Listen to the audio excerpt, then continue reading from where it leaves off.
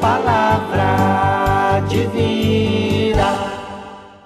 Para debater esse importante assunto, nós convidamos para estar conosco hoje o reverendo Marconi Carvalho, e que vai estar falando acerca então dos desafios do jovem evangélico, do jovem cristão no mundo em que nós vivemos.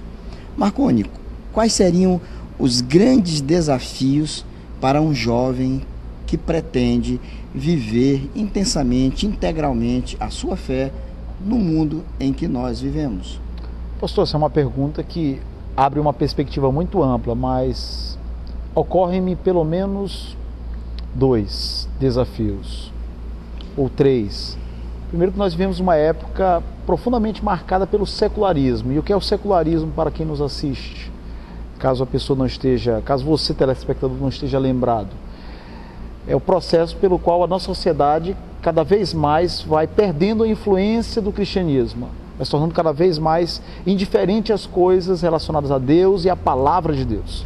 Então vivemos uma época marcada por valores, por práticas que se levantam contra a família, muitas vezes contra o casamento, o matrimônio, a educação dos filhos e a palavra de Deus. Esse é um grande desafio que a igreja tem, que a família tem, de preparar o jovem para testemunhar a fé num mundo cada vez mais hostil, cada vez mais adverso, cada vez mais contrário a esse testemunho. Um outro desafio que eu contemplo tem a ver com a própria família.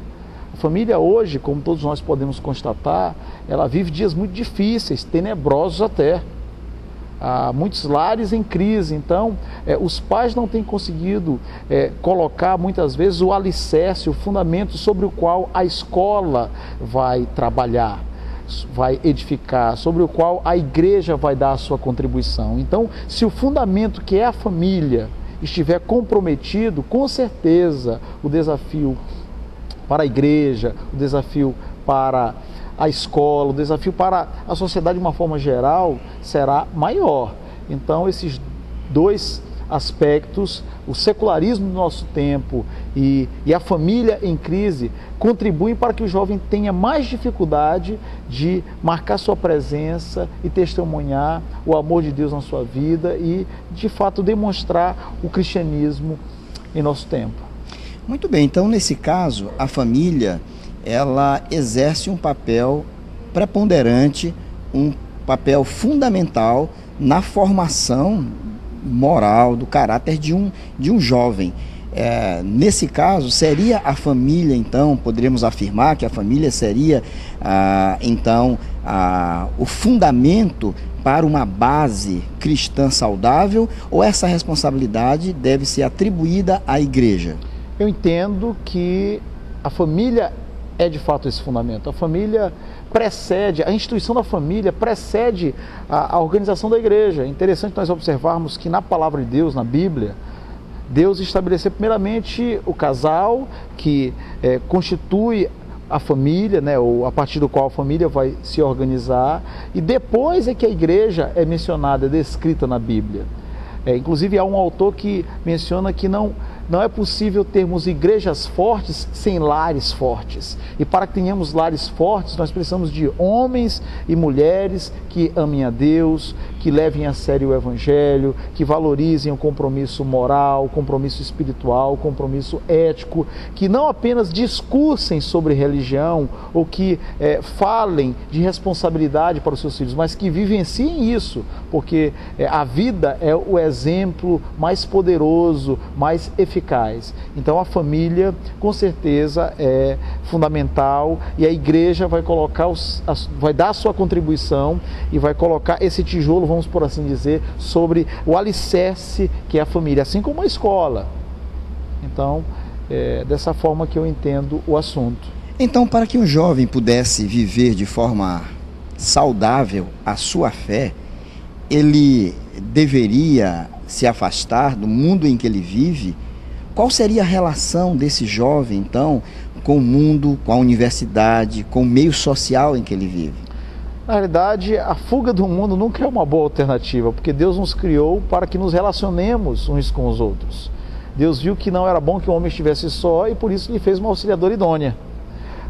E quando lemos a palavra de Deus, Deus quer que seus filhos e filhas sejam sal e luz na sociedade. Para tanto, é necessário que estejamos inseridos e envolvidos com o mundo de uma forma geral. Agora, para que essa influência seja benéfica, positiva, saudável, é de fundamental importância que a igreja ensine a palavra de Deus, prepare os jovens para que quando adentrarem a universidade, que é uma fase crítica, porque a universidade normalmente oferece um ambiente novo para o jovem, e às vezes no campo das ideias, perspectivas, ensinamentos, às vezes críticos em relação à fé cristã, se não opostos, é necessário que o jovem seja preparado pela igreja, nas classes de escola dominical, através da instrução do pastor no púlpito e, naturalmente, inevitavelmente, pelos pais, que devem dialogar, que devem preparar, que devem instruí-los nesse sentido.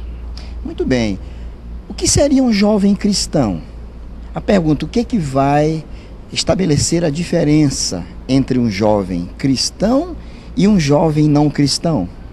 Eu entendo que uma excelente forma de nós aprendermos é observando os exemplos. E a Bíblia nos apresenta exemplos muito interessantes. A Bíblia, e nós temos também, né, ao longo dos séculos, outros exemplos. Na Bíblia, por exemplo, José. José era um homem que andava com Deus. E Deus abençoou José de tal forma que ele foi uma bênção. Ele, de fato, honrou a palavra de Deus, honrou a sua fé, fez a diferença no Egito. Daniel, na Babilônia. Muito bem, a Bíblia nos fala de Timóteo, do jovem Timóteo que estava à frente de uma igreja. Paulo diz a Timóteo, ninguém despreza a tua mocidade. Na história da igreja nós temos tantos outros homens e mulheres jovens que deram seu testemunho. Então eu resumiria ou concluiria dizendo que o jovem cristão é aquele que vive no mundo a sua fé. É interessante, você se referiu a Daniel, e Daniel é um personagem bíblico muito interessante. Ele teve que rejeitar algo que era comum naquele tempo, quando ele foi levado à Babilônia. Ele rejeitou as finas iguarias do rei. Verdade. O jovem precisa, para viver a sua fé, também aprender a rejeitar aquilo que o compromete? No caso de Daniel, ele rejeitou porque havia ali todo um cerimonial religioso que comprometeria o seu testemunho. O problema não era o alimento, não era o vinho. O jovem cristão, ele tem que ter o discernimento, a mente de Cristo, para aferir, avaliar que situações devem ser evitadas ou que situações ele pode participar ou nelas se envolver para testemunhar o amor de Deus. Muito bem, Marconi. Nós agradecemos estas palavras tão importantes. Você que está nos assistindo nesse momento, você que é jovem, coloque o seu coração nas mãos do Senhor e viva integralmente a sua juventude, sabendo que o Senhor Jesus é o Senhor das nossas vidas e é aquele que pode ajudá-lo e capacitá-lo a enfrentar todas as adversidades e fazer de você uma pessoa vitoriosa. Que Deus, portanto, a todos abençoe e ao Marconi a nossa gratidão. A satisfação é nossa.